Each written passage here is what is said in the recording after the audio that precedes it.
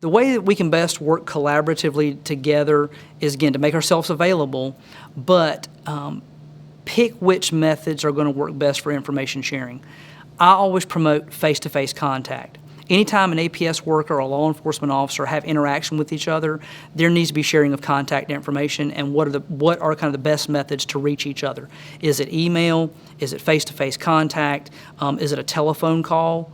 And then also being clear about what each other's limitations are and discussing that. The statute is very clear that the person who detects or suspects the abuse, neglect, or exploitation is personally responsible for making notification.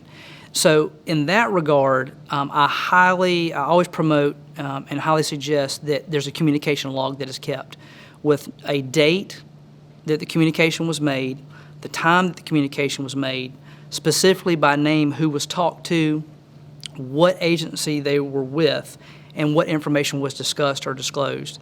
And in particular to the scene itself, knowing that there's a lot of potential physical evidence that can be there, is this understanding that you can have 2, 3, 4 people in the same place at the same time and see totally different things.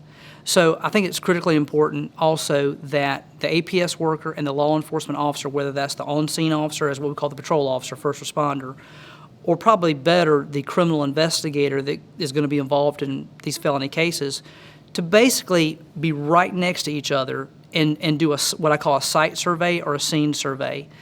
Both of them looking through their particular lens of responsibility and picking up on indicators, signs, and symptoms of what's going on, and then basically sharing that information with each other. There's really nothing that replaces both people being on the scene at the same time in the same place.